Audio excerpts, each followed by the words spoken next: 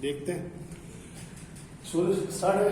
अच्छा देखो सुनो, सबसे पहले आप लास्ट वाली वर्कशीट और इस वर्कशीट में जो डिफरेंस है वो क्या है? जैसा कि आप याद रखो कि वो लास्ट वाली सर्विस की थी और उसमें कोई भी हमारे पास सेल्स, मर्चेंडाइज या कॉस्ट ऑफ गुड्स सोल्ड नहीं था। सबसे आसान वर्कशीट होती है सर्विस वर्कशीट, ठीक है। लेकिन जैसा कि बात से आप लोग पीछे से देख चुके हो कि ट्रेडिंग बिजनेस में सेल्स पहचान के ट्रेडिंग पे आ गए। अब जब ट्रेडिंग पर आ गए ना तो तीन चीजों को तवज्जो रखना और यहीं से फिर हमारी वर्कशीट थोड़ी सी चंद अकाउंट्स हैं जो चेंज करेंगे। वो अकाउंट्स कोई नहीं, सबसे मेन अकाउंट इसमें यही है। जैसे इसमें मर्चेंडाइज का अकाउंट था ना, देखो है दबा के मर्चेंडाइज है नहीं क्या?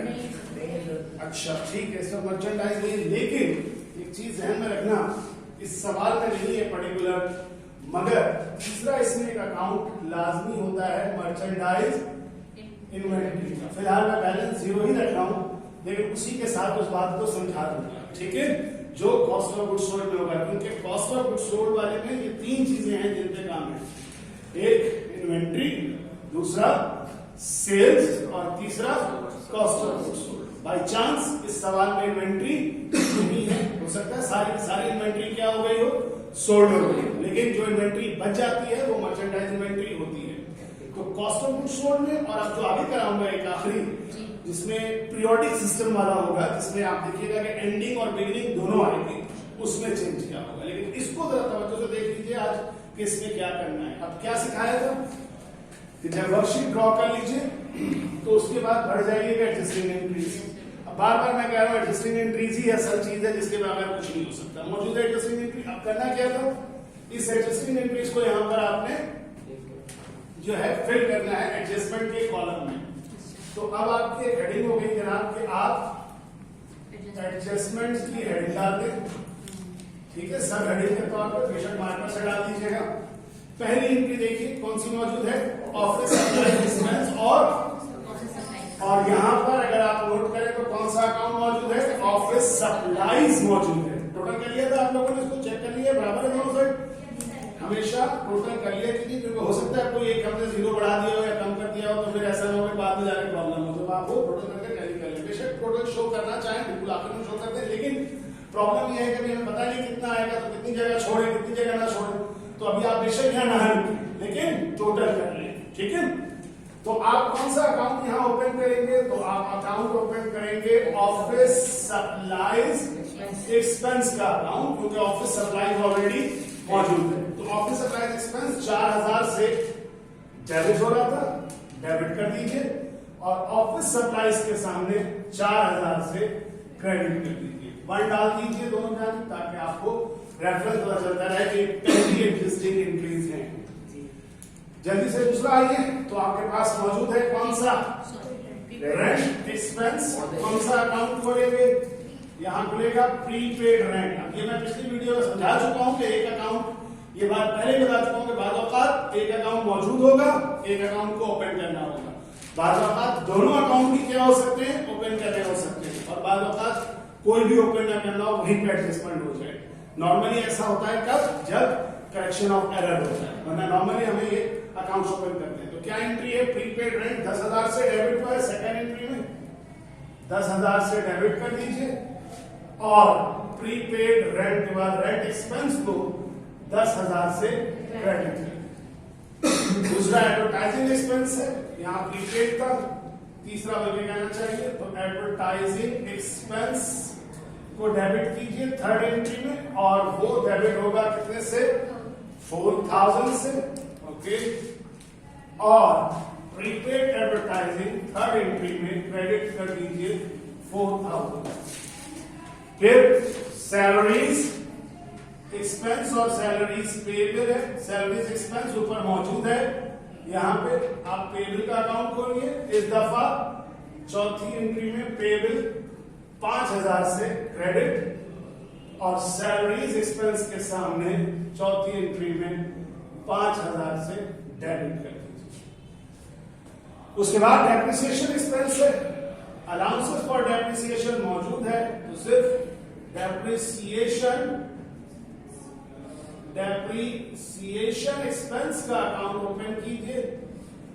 छठी एंट्री है, फिफ्थ एंट्री है। फिफ्थ एंट्री में कितने अमाउंट है? 6000।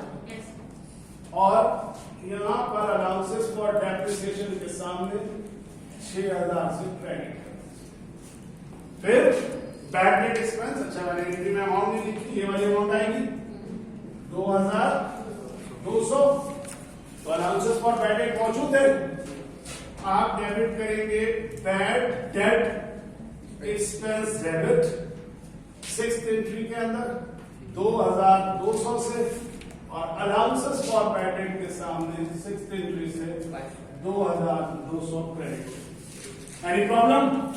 तो सिर्फ क्या किया, एडजस्टिंग एंट्री को इसके अंदर इंकॉर्पोरेट किया। कौन से कॉलम में? एडजस्टमेंट। और हर दफा यही रहेगा, यही काम आपका सबसे महत्वपूर्ण। अब मैं नंबरिंग की बात अगर कर दूं तो बात समझ लीजिए कि इसके अपने अलग नंबर, ठीक है। अक्सर ये जो नंबर है, 6 एडजस्टिंग एंट्रीज अगर हैं, तो अगर 2 नंबर के हिसाब से पर एडजस्टिंग एंट्री है तो समझ लीजिए कि 12 नंबर आपके इस एंट्री की पोस्टिंग के साथ ही आप कंप्लीट कर लेते हैं। यानी आपने एडजस्टिंग एंट्री सही बना के इसके अंदर इंकॉर्पोरेट कर दी तो एटलीस्ट 12 नंबर आपके पक्के हैं। हो सकता है पूरा 2 नंबर ना हो, कुछ कम कर दें तो उसके हिसाब से, लेकिन नंबरिंग में आसानी रखते हैं, सादा रखते हैं, बराबर रखते हैं। तो ये आपको जैसी, और सबसे इंपॉर्टेंट फिर क्या हुआ, अगर देखा जाए कि वर्कशीट अगर कंप्लीट ना भी हो, यहां तक भी कंप्लीट कर दे तो आप मोर देन हाफ मार्क्स क्या कर सकते हैं, ले सकते हैं। ठीक है। अब एक दफा फिर मैं कहूंगा कि आप जब काम कर रहे हो तो इसको फिर टोटल को दोनों जाने से चेक कर लीजिए कि कोई आपकी मिस्टेक ना हो। ठीक है, मैं लिख नहीं रहा टोटल, जस्ट आपसे पूछ रहा हूं कि आपने देखिए दोनों बराबर है, टाइम कोई गलती ना हो। अब आ जाइए एडजस्टेड ट्रायल बैलेंस पे, और वर्कशीट का सबसे ज्यादा कंसंट्रेट करके काम करने का मर्हला यही वाला है। इस पे आपने काम करना है। जिस अकाउंट में एडजस्टमेंट नहीं है उसको एज इट इज लिखना है, और जिसमें एडजस्टमेंट है वो प्लस माइनस होके जाएगा। याद है ना आपको? क्या होगा उसमें? Debit debit plus credit credit plus, और अगर एक दूसरे के अपोजिट है माइनस होगा। वहां हमेशा लिखा जाएगा जहां बड़ी चीज है। मतलब कैश कुछ नहीं है, एज इट इज आ जाएगा। कितना? 30,000। अकाउंट रिसीवेबल में कुछ नहीं है, एज इट इज आ जाएगा 20,000। थोड़ा सा इसको नीचे करके लिख रहा हूं ताकि लाइन नहीं है मेरे पास। ये कितना आएगा? 200 से डेबिट है, 2200 से क्रेडिट है। कौन सा साइड है? माइनस होके कितना आएगा? 2000। लेकिन किस साइड पर आएगा? क्रेडिट साइड पे आएगा। क्यों आएगा क्रेडिट साइड पे? क्योंकि क्रेडिट साइड की फिगर ज्यादा थी। Got it? तो 2000 से यहां आ गया। फर्नीचर कोई चेंजिंग नहीं है, 7000 से आ जाएगा। ये दोनों क्रेडिट साइड पे है, प्लस होके 12,400। 6,400 और 6,000 ऐड होके 12,400। इसमें तो कोई प्रॉब्लम नहीं है। फिर थोड़ा तेज चल रहा हूं, कैपिटल एज इट इज आ जाएगा 1,19,800। सप्लाईज 6,000 से डेबिट, 4,000 से क्रेडिट, 2,000 से डेबिट साइड पर। Sales as it is 2 lakh. Cost of goods sold as it is 1,60,000। Rent expense 10,000 से डेबिट, 10,000 से क्रेडिट, सिर्फ 10,000। प्रीपेड एडवर्टाइजिंग 10,000 से डेबिट, 4,000 से क्रेडिट, 6,000। सैलरी एक्सपेंस 20 और 5 मिलाकर एक्स्ट्रा डेबिट साइड पर 25,000। और बाकी adjustment as it is repeated. Debit में है तो डेबिट में, क्रेडिट में है तो क्रेडिट में। 4,000, 10,000, 4,000, 5,000, 6,000, 2,200। एटलीस्ट 2 से 3 लाइनें छोड़िए और टोटल इसको लाजमी शो कीजिएगा। इसके मार्क्स होते हैं, समझे? करिए टोटल जल्दी से, शाबाश। कितना बनता है टोटल? कैलकुलेटर नहीं है आप लोगों के पास? गरीब लोग आ जाए में क्लास में, उठा लो वहां से, छीन लो। उसने करना नहीं है टोटल, हाजिर जल्दी से करो। हाँ भाई, क्या टोटल बन रहा है?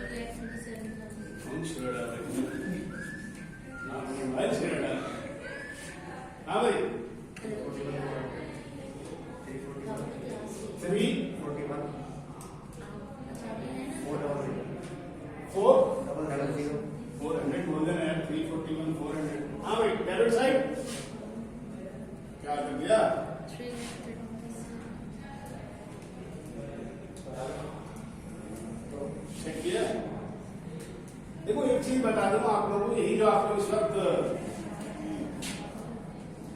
दोनों इक्वल है ना? आना तो चाहिए, तो करके पता करें ना, ऐसे सोच के तो नहीं कर लेंगे ना। ये डेबिट 3,37,000 आ रहा है डेबिट। बिल्कुल बराबर आना चाहिए, अगर नहीं है तो फिर एक दफा चेक कीजिए, मिस्टेक तो नहीं की है। आइए 30,000, 30,000, 20,000, 20,000, 2,200, 2,000 सही है, 60,000 लिख लिया, 6,400, 6,000 मिला के 12,400 क्रेडिट में, ये भी सही है। 6 और 4 minus 2,000, 2 lakh as it is, 1,60,000 as it is, 20 minus 10, 10, 10 से 4 माइनस किया, 6,000 बिल्कुल सही लिखा है, 20 और 25 मेरे ख्याल में तो मैंने सही लिखा है।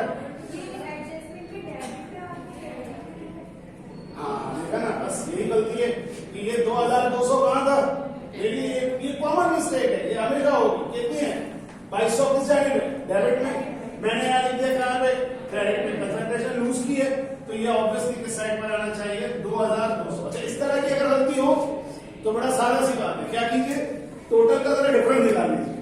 टोटल का डिफरेंस निकालिएगा तो वो आएगा 4,400, उसको 2 से डिवाइड कर लीजिए। अगर कोई एक मिस्टेक है ना तो वो पकड़ में ऐसे आ जाएगी कि जो डिफरेंस है आप क्या 339,200 और डेबिट साइड 8,200 यही होना चाहिए, 339,200। ठीक है ना? तो दिस इज द वे। अगर गलती हो आपको एक दफा दोबारा चेक कीजिए, घबराने की जरूरत नहीं है। एक दो मिस्टेक अगर आप कंसंट्रेशन से कर रहे हैं तो फौरन फाइंड आउट हो जाएगी। अब असल मरहला, चले बस अब कैलकुलेटर नीचे से ट्रिक सुन लीजिए। अगर कभी भी कैलकुलेटर में जब आप करें तो अगर फर्ज कीजिए कि इस वक्त आप देख सकते हैं कि तकरीबन तमाम में जीरो मौजूद है, यानी सब आखिरी डिजिट्स में सारे क्या है? 0 0 0 0 है ना, सिर्फ इसमें 200 है। तो हम एक काम कर सकते हैं, अपने काम को सही करने के लिए और जल्दी कि हम बजाय इसके कि हम पूरा 30,000 लिखें, हम सिर्फ कैलकुलेटर में लिखते हैं 30, 30, 60, 2, 1, 60, 10, 6, 25, 4, 10, 4, 6 और 2, और जो आंसर आए 339 उसके बाद 200 लगा दीजिए, तो उसमें गलती के चांसेस और मिनिमाइज हो जाएंगे और आपकी स्पीड भी क्या होगी? बढ़ जाएगी। लेकिन ऐसा करना उसमें बेहतर है जब सारे आखिर वाली फिगर में क्या हो? 0 हो। अगर सब में कुछ ना कुछ लगा हुआ हो तो मत कीजिएगा, क्योंकि वो जहन में रखना मुश्किल हो जाएगा और वो और ज्यादा आपके लिए कॉम्प्लिकेटेड हो जाएगा। अब यहां तक पहुंचने के बाद इनकम स्टेटमेंट और बैलेंस शीट के लिए बताया था क्या कि इनकम स्टेटमेंट में हमेशा आएंगे रेवेन्यूज और एक्सपेंसेस, बैलेंस शीट में आएंगे एसेट्स, लायबिलिटीज और कैपिटल और उनके कॉन्ट्रा, यानी रेवेन्यू का कॉन्ट्रा इधर आएगा, एक्सपेंस का कॉन्ट्रा इधर आएगा, कैपिटल का कॉन्ट्रा इधर आएगा और कॉन्ट्रा एसेट इधर आएगा। कौन कौन से कॉन्ट्रा होते हैं? टोटल कितने कॉन्ट्रा से वास्ता पड़ सकता है? 7 कॉन्ट्रा अकाउंट से वास्ता पड़ेगा, 7। कॉन्ट्रा एसेट बोलेंगे तो allowances for depreciation, allowances for bad debt. Contra asset 2 है, allowances for depreciation, allowances for bad debt. Contra capital 1 है, ड्राइंग। ठीक है, तो ये हो गए 3। और सेल्स का उल्टा कॉन्ट्रा सेल रिटर्न और सेल डिस्काउंट, और परचेज का कॉन्ट्रा परचेज रिटर्न और, लेकिन इसको परचेज रिटर्न और परचेज डिस्काउंट इसलिए नहीं मिलेगा क्योंकि ये परपीचुअल सिस्टम है, इसमें आपको नहीं मालूम आपको परचेजेस नहीं होता, तो इसमें वो दो नहीं होंगे, 5 कॉन्ट्रा हो सकते हैं, मगर टोटल कितने होते हैं? 7। ध्यान में रख लीजिए। और वो आएंगे वहीं पर जहां पर उनका एसेट आएगा या मेन अकाउंट आएगा, लेकिन उसकी अपोजिट में। तो आप नेचर याद होनी चाहिए आपको। और बताया था कि सबसे पहला है कैश। कैश का नेचर क्या है? एसेट्स। कैश की फिगर यहां से उठाइए और बैलेंस शीट में लिख दीजिए कि कैश है 30,000 से। उसके बाद अकाउंट रिसीवेबल, उसकी नेचर भी क्या है? एसेट। बैलेंस शीट में रख दीजिए। अलाउंसेस फॉर बैड डेट क्या है? कॉन्ट्रा एसेट है, और कॉन्ट्रा एसेट है तो वो भी बैलेंस शीट में आएगा, और उसकी जो बैलेंस शीट की फिगर होगा बैलेंस शीट में आएगा, लेकिन वो डेबिट में नहीं आएगा। कहां आएगा? क्रेडिट में। ये याद ना भी रखें तो आप देख सकते हैं डिस्ट्रिक्ट ट्रायल बैलेंस ऑलरेडी कहां शो हो रहा है? क्रेडिट में। फर्नीचर एसेट है बैलेंस शीट में 60,000। अलाउंसेस फॉर डेप्रिसिएशन उसका कॉन्ट्रा है क्रेडिट में 12,400। कैपिटल बैलेंस शीट में 1,19,800। सप्लाईज की नेचर एसेट है बैलेंस शीट में। ऑफिस सप्लाईज, सिर्फ सप्लाईज पे खत्म हो जाए तो वो एसेट है, अगर एक्सपेंस लगा हो तो एक्सपेंस। उसके बाद 2 लाख की सेल्स, सेल्स की nature revenue credit side. Cost of good sold की नेचर एक्सपेंस होती है, cost of good sold expense है। रेंट एक्सपेंस एक्सपेंस है डेबिट साइड। अब एक चीज ध्यान में रखिएगा कि हमेशा ध्यान में रहे कि रेवेन्यूज क्रेडिट में होते हैं, लायबिलिटीज और कैपिटल क्रेडिट में होते हैं, एसेट और एक्सपेंस का नॉर्मल बैलेंस हमेशा डेबिट में होता है। तो अगर कभी काम कर रहे हो और आप गलती से लिखे तो फौरन उसको पिक कर लेंगे, ये मिस्टेक ना हुई हो। फिर प्रीपेड वाली 6000, प्रीपेड की नेचर एसेट है, बैलेंस शीट में जाएगा 6000। सैलरीज एक्सपेंस एक्सपेंस है, इनकम स्टेटमेंट में आएगा। ऑफिस सप्लाईज एक्सपेंस एक्सपेंस है।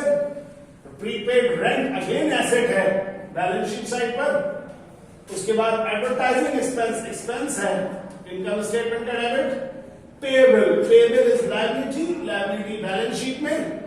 डेप्रिसिएशन एक्सपेंस इनकम स्टेटमेंट में और बैड डेट एक्सपेंस भी इनकम स्टेटमेंट में। अब आप इन चारों कॉलम का टोटल कीजिए। सबसे मुश्किल कॉलम का टोटल मैं कर देता हूं 2 लाख। आसान कॉलम आपके लिए छोड़ दे रहा हूं, जो देखेंगे वो भी देख लें। आसान कॉलम मैंने आपके लिए छोड़ा। बस आपसे गुजारिश है कि गरीब गुरबा मसाकिन फुकरा बनके ना तो वीडियो देखिए ना क्लास में आइए, कैलकुलेटर लेकर आइए, वरना नाम लिखवाइए आप।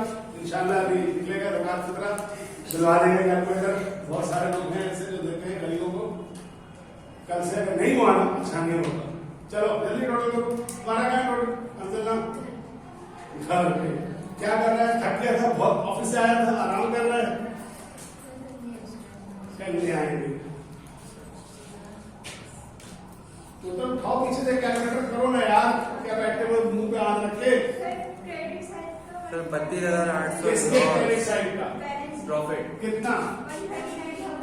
139,000। अच्छा जी, और डेबिट साइड का बैलेंस शीट के और एक्सपेंस के डेबिट साइड का, दोनों के डेबिट साइड का बताइए।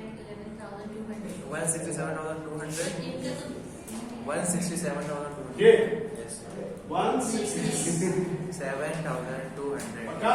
यस नहीं 2,11,200 यार 1,60,000 तो यही है ना दोस्तों। 2,11,200 2,11,200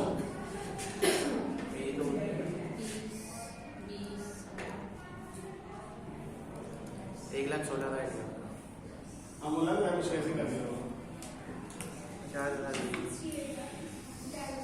कितना?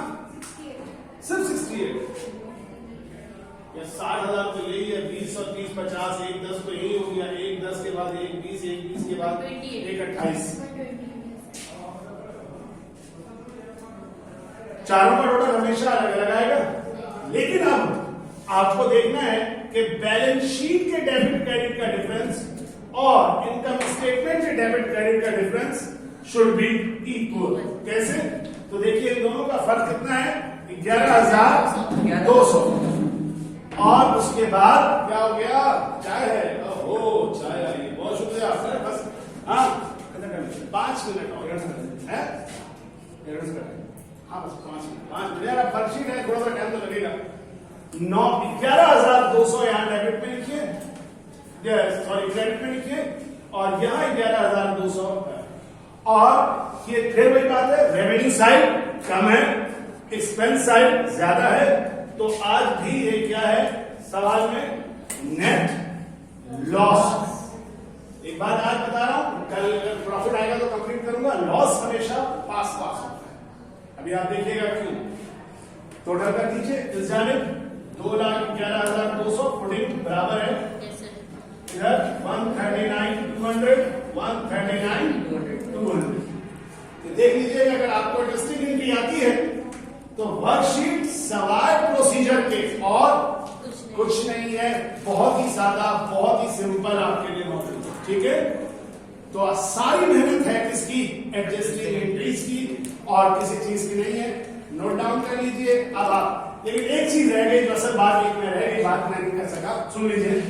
मर्चेंडाइज इन्वेंट्री आज नहीं था, मैंने नहीं लिखा, लेकिन अगर कल को मर्चेंडाइज इन्वेंट्री हो उसमें जिसमें कॉस्ट ऑफ बुक सोल्ड है, मैं रिपीट कर रहा हूं, जिसमें परपेचुअल और कॉस्ट ऑफ बुक सोल्ड है, उसमें अगर ये मर्चेंडाइज इन्वेंट्री है तो इस मर्चेंडाइज की नेचर एसेट है, और ये अगर आती तो बैलेंस शीट के किस साइड पे आती? Debit side. ये ओपनिंग इन्वेंटरी बन जाएगी ना। ओपनिंग हाँ बन जाएगी, लेकिन ये अभी ज्यादा कंफ्यूज नहीं होना और अभी ज्यादा इसको कॉन्सेप्चुअल मत जाओ। अभी सादा सी बात को याद रख लो, फिर जब समझ जाओगे, करना सीख जाओगे, तो फिर तुमको सब समझा दूंगा इन्वेंटरी वैल्यूएशन के चैप्टर में इसके पीछे क्या लॉजिक है। लेकिन इस वक्त समझना यह है जरूरी कि यहां पर अगर मर्चेंडाइज इन्वेंट्री आ जाए तो ये बैलेंस शीट में जाएगी, क्योंकि जब हम कल दूसरा वाला क्वेश्चन करेंगे सवाल का, तो वहां लिखिएगा कि वो बिगिनिंग और एंडिंग दो अलग अलग होंगी और उन दोनों की ट्रीटमेंट बिल्कुल जुदा होगी, और यही सबसे ज्यादा संभालने वाली चीज होती है। That's it. इसको नोट कर लीजिए, तस्वीर भी दिखाई दे, तुम लोग भी ले लेना तस्वीर, एक पिक्चर अच्छे से, ताकि बातों का ऊपर नीचे हो जाता है। तो दैट्स ऑल, इंशाल्लाह मिलते हैं इसके बाद। अल्लाह हाफिज।